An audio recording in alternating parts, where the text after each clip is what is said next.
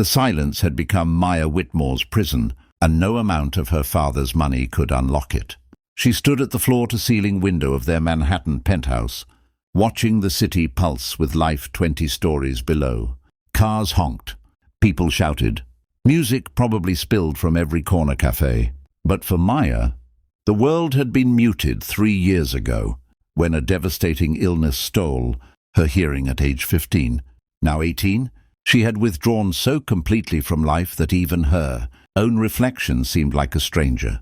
Her father, Richard Whitmore, had spent millions trying to help her. The best audiologists in the country, experimental treatments in Switzerland, therapists who specialized in deaf education. But none of it reached the hollow place inside Maya where hope used to live. She had stopped signing, stopped trying to read lips, stopped believing that connection was possible when you couldn't hear the world calling your name. Richard stood in the doorway of her room now, his expensive suit rumpled, his face drawn with exhaustion. He held up his phone, typing a message. "Please come to dinner tonight. Just try." Maya glanced at the screen and turned back to the window. She had become an expert at looking away. What Richard didn't tell his daughter was that he was drowning too, not in silence but in guilt. He had been on a business call the day Maya first complained of the headache that preceded her hearing loss. He had been in Singapore closing a deal when she was hospitalized. He had been building an empire while his daughter's world was crumbling. And now, with all his power and wealth, he couldn't fix the one thing that mattered. Then came the accident that would change everything. It happened on a rainy Tuesday in Central Park. Richard had convinced Maya to take a walk, hoping the autumn air might stir something inside her. She had agreed with the listless shrug that had become her only form of communication. They walked in silence. Richard's umbrella tilted to keep her dry while rain soaked his own shoulder. Maya wasn't paying attention when she stepped into the bicycle path. She couldn't hear the frantic bell ringing or the cyclist's shouted warning. Richard reached for her, but his hand caught only air. The collision never came. A man appeared from nowhere, pulling Maya back with seconds to spare. The cyclist swerved, cursing as he disappeared into the rain. Maya stumbled, and the stranger steadied her, his hands gentle but firm on her shoulders.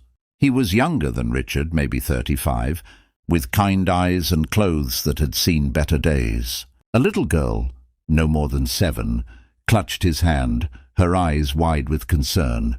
"Is she okay?" the man asked, looking at Richard. "Yes, thank you, Richard began.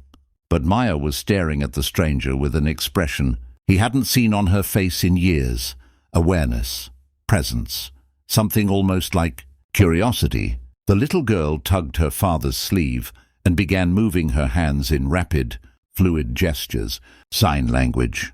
The man watched his daughter's hands, then looked back at Maya with sudden understanding. "My daughter Emma says to tell your daughter that she has kind eyes." He signed and spoke simultaneously, his movements clear and expressive. "She says people with kind eyes are usually good at seeing the important things, even without sound." Maya's lips parted in shock. For 3 years, almost no one had signed directly to her. People signed to her father, to her interpreters, to anyone but her, as if her deafness had made her invisible.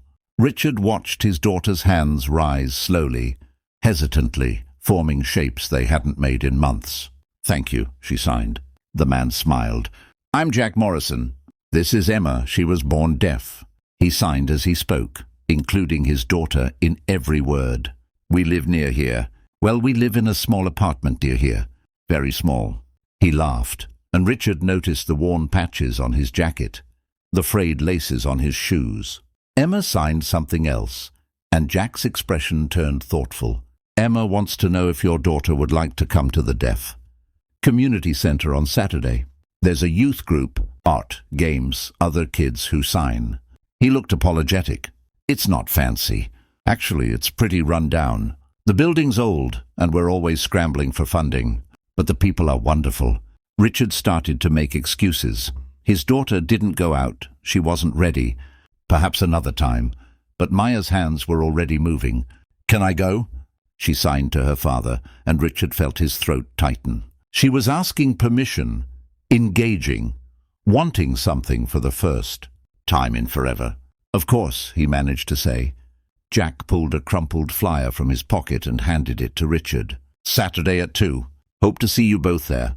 As Jack and Emma walked away, hand in hand, Richard saw Emma look back and wave at Maya, and Maya, his daughter, who had barely moved her face in 3 years, waved back.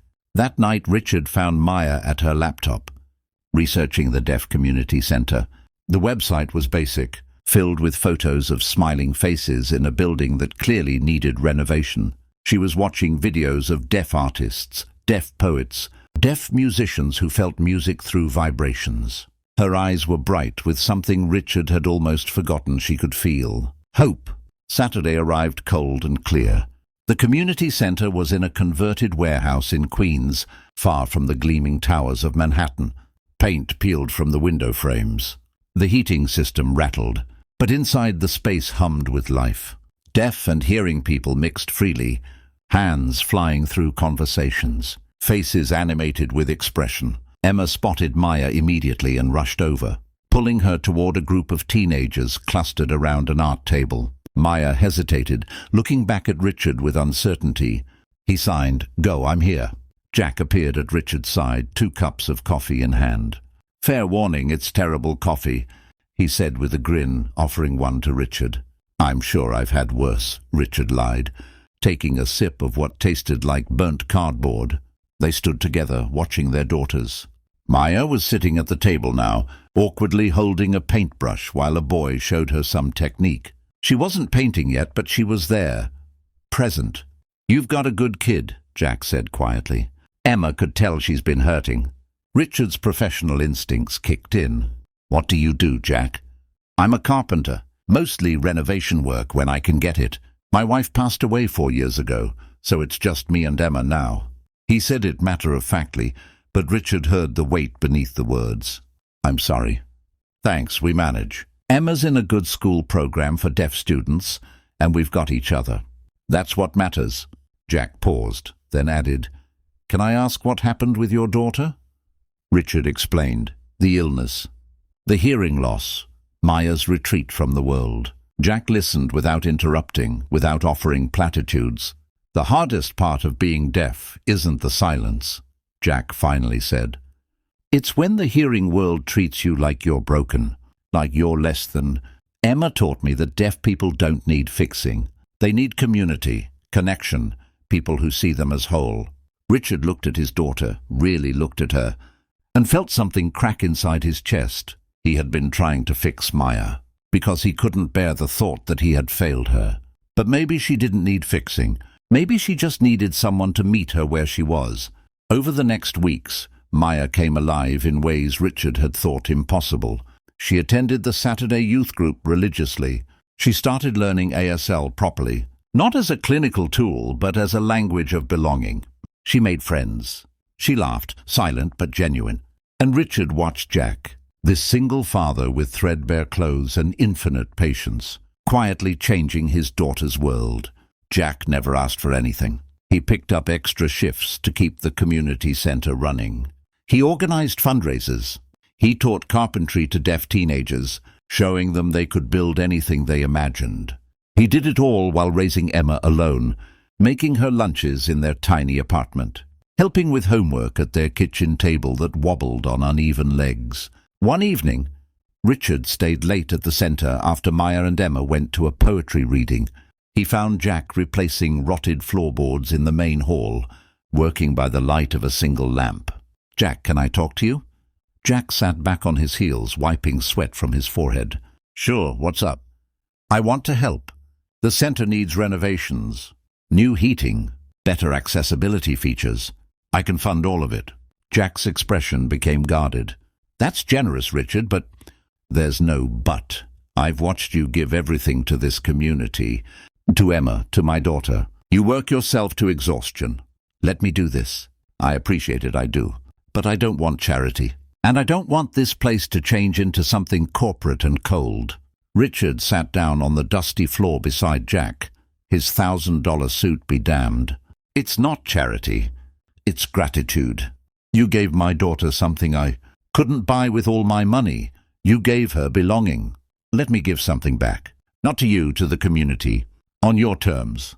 Jack studied him for a long moment. Why does this matter so much to you? Because I almost lost her. Richard's voice cracked. Not to deafness, but to isolation, to my own inability to see what she needed. You taught me that fixing her wasn't the answer.